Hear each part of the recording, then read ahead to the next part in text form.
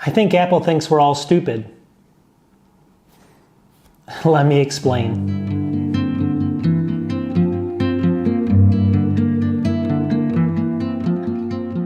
Welcome back to the channel. Cheers and happy Friday. All right. Does Apple think we're all stupid? That's number one. I think they do. And let me explain why. I'm going to show you a couple different examples on why Apple just has to think people are stupid. Otherwise, there's no way stuff like this would ever happen. So you tell me in the comments, what do you think?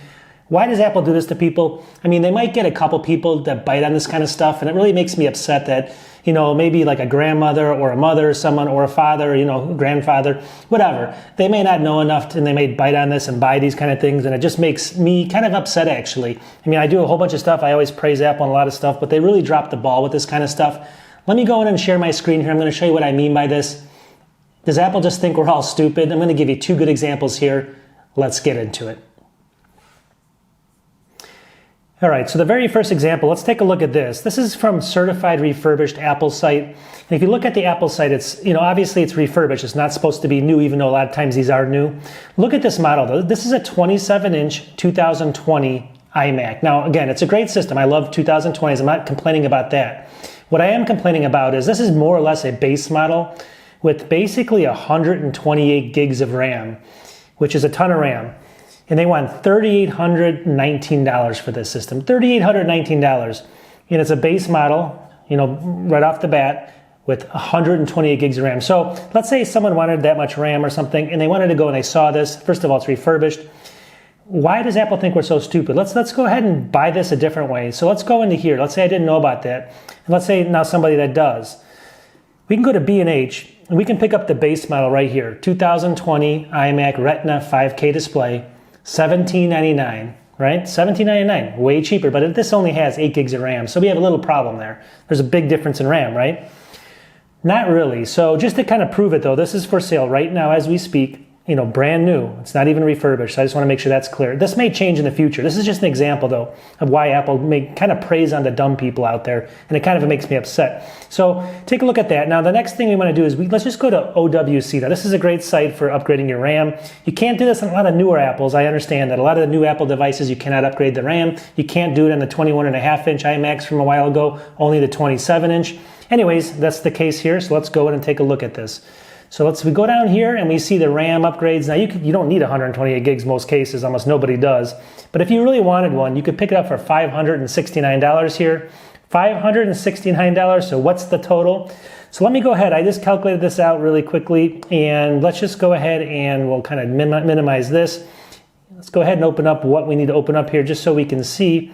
So let's take a look at my screen right now. So Apple thinks you're stupid. Cost of buying the iMac from Apple refurbished, $3,819. Now look on the right side of the screen. Cost of buying the RAM yourself, $17.99 for that base model. And then $569.99 comes out to $2369.98, right? That's a whopping, look at the bottom. You save $1,449, and that's before tax. With the difference in cost, the tax is another $115. So you're roughly saving about $1,500 and something dollars. That's basically like another 24-inch iMac, not even the base model you could buy on top of that for just the money you save by just doing a little research. So not only are you just saving a little bit of money, you could buy a 24-inch iMac, basically the 8-core model, on top of it for the same cost, which makes, why do they do that to people? Why are they kind of, more or less screwing people there? I have no idea. Next thing, let's keep going down the list. This is the second reason why I think Apple is really kind of preying on people. So the next one, they sell this on the refurbished store too. It's probably the worst iMac you can buy right now by far. Let's take a look at it. It's the 21.5-inch. It's 2020, I believe. I guess it's a 2017. That's when I think they started. Yeah, basically, they sold it in 2020. It's 2017. This is the 21.5-inch. This is kind of the last model that they made here. But let's just take a look at this. So this is, what did they want here? $889 for this, right? Well, you're going to say, hey, that's a great deal on an iMac, right? $889. Well, let's take a closer look at this. It's a 2.3 gigahertz, all that stuff. It's got 8 gigs of RAM. But the caveat here, it's got a terabyte drive. It's a 5,400 RPM drive. 5,400 RPM. People have done studies on this. It's all over. Look it up online. It takes about 2.5 to 3 minutes to boot up. 2.5 to 3 minutes to boot up. Everything's dirt slow in it. There's absolutely nothing going on there. So let's go ahead and take a look at what you can buy instead. So, and again, this is kind of deceptive. So Apple puts on they put it used to be $1,049. See it there? Right here. Now it's $889. Ooh, big savings, right? Well, go over here. I just clicked on my screen. Now you can buy this unit, which is right next to it. It's going to be basically a 2017 just like it. And let's go down and look at the specs. It's going to have 8 gigs of RAM just like it, but this has got a 256 gig SSD drive. It's going to boot in about 20 seconds versus 2.5 to 3 minutes. Experience is totally different, way better system. This could be worth it. Let's see what it costs. $929. So it's what is it, $40, $30, $40 more for that system, and you're going to get a million times better experience. Not only that, you look over here. They don't have any discount listed here because they don't want to kind of trick you into buying this one. They only want to trick you into buying the other one that really sucks.